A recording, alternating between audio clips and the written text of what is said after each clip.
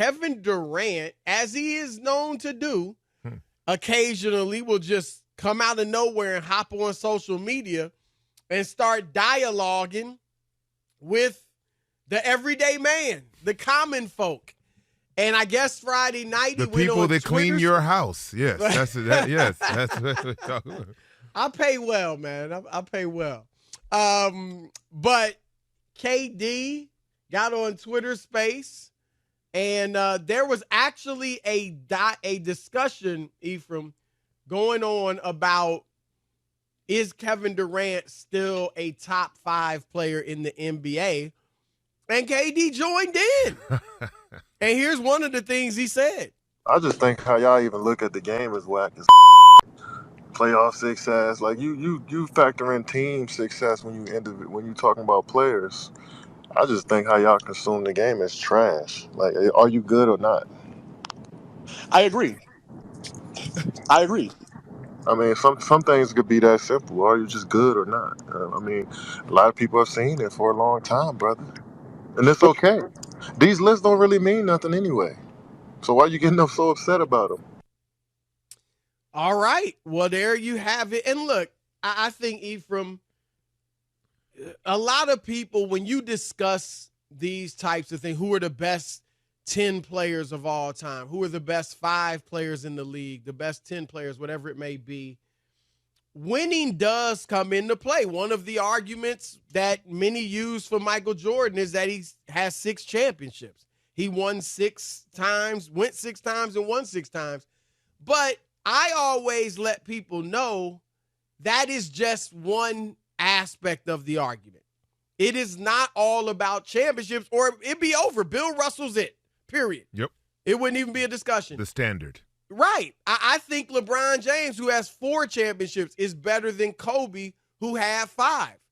And there's, a lot of, we can get into this, but my point is just that you just that is start not off disrespectful, but go ahead. Okay. That is not the way.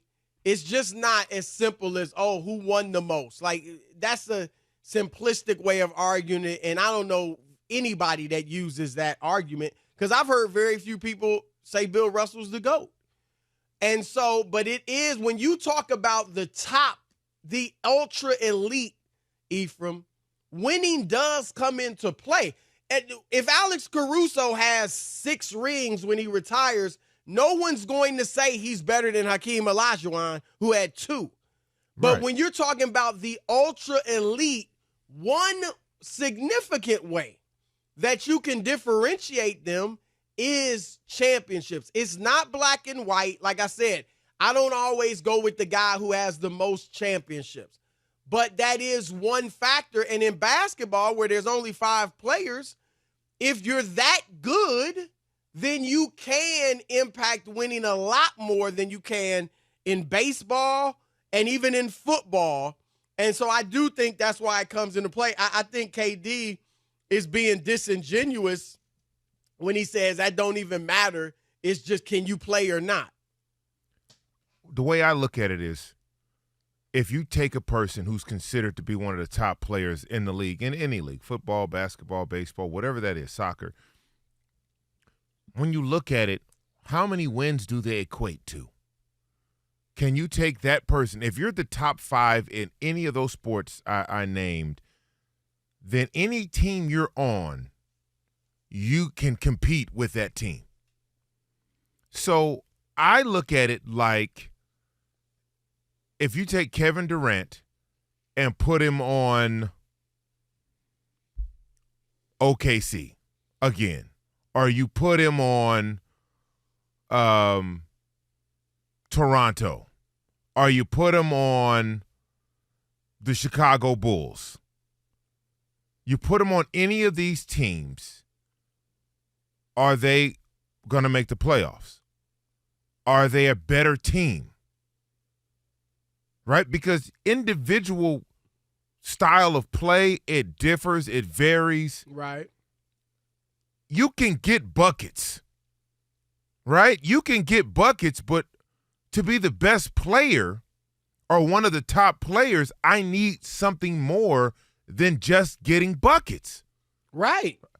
At the end of the day, the goal is to win. It's not. He's right when he said it's not that difficult. Can you play ball? Yes, can you play ball? So let's talk about what playing ball means. It's just not scoring. Right. What are you on the defensive end of it? Like, I'm from the era, you're from the era. I'm a basketball purist. I need my great players to play both ends of the court. We grew up learning how to play defense and offense, and that translated into taking your game to the next level. Right. That's why Michael Jordan is so revered, because he can give you 45 and then on the other side shut down your best player. Same for Kobe Bryant. Right. And ultimately, that leads to winning. That's exactly right. So can you be that for your team? My man gives me 30. What's the big? That's a push. It's impressive. You can ball, but yeah, we wanted to win the game. You actually have to slow him down and stop him. And the other alternative, and again, I think you and I both agree, the eye test is absolutely a part of it. Like, I believe that Charles Barkley and Karl Malone are better or were better players than Dirk Nowitzki. Yes. Thank you. You're right. Thank you. People look at me sometimes like I'm crazy for saying it. I think it's crazy not to say it. Just because Dirk had that one championship over LeBron when LeBron melted down and Wade and Bosh, that makes him better than Charles Barkley or Kevin or Karl Malone. I completely disagree. I'll tell you this. For that matchup that you just put out there, Karl Malone, hey, man, I know he's been out the league and retired for a long time. As a diehard Laker fan, I hated Karl Malone because he was about that business. Yep. Him and John Stockton are two of the top 5 duos in NBA history. Yep. No question. There's a reason why Karl Malone is in the top 5 in all-time scoring. Like, you just couldn't stop him. Right. He was aggressive. He came down. He gave you work on the defensive end as well on the offensive side of the ball. Charles Barkley was a maniac. Yep. Charles Barkley, an undersized power forward in a league where everybody wanted and needed height. And Charles Barkley will take over a game himself from the 4 position. Absolutely. Right? And so when you're right when you say you take those greats over a 1 NBA championship, Dirk Nowitzki. Now, I'm not taking anything away from Dirk's greatness. Right. Because he was a great player. Absolutely. 7 feet tall, shoot the jump. Like, we hadn't seen anyone at that height be able to shoot like that. Right. And command that type of attention outside of the paint before Dirk came in and really lit it up. Yep. So I respect him in that way. And when you're talking about KD and if he's a top 5 player in the league still, well, the answer is yes. The answer is yes to me, because name 4 guys better than him. Well, that's easy. Let's just name 4 guys better than him. Jokic. Yeah. Giannis, best player in the league. Yes. Steph. Yep. And then I think it does become arguments. Luka, I mean, it's a close one. For my money, I take KD over Luka. For my money. Yeah, I think that KD in his prime, of course. Yes, he's on the back. In his prime, he's on the back side of that. But as the NBA currently stands now, right? That's why people automatically gave Phoenix the odds-on favorite to come out of the West when Kevin Durant went to Phoenix, because of what he brings to the table. And I get that, and I understand that. To your point, even like we both agreed on Jokic and Giannis, even if we got Steph, if you throw in Embiid and Luka, but Embiid is, he got to play in the post. He's a better defender. He is, but I need more. He's a better more rebounder. But I just, though there's an argument. It's an argument. Like, you got really, those are the 6 guys I think that I wouldn't say Jason Tatum yet.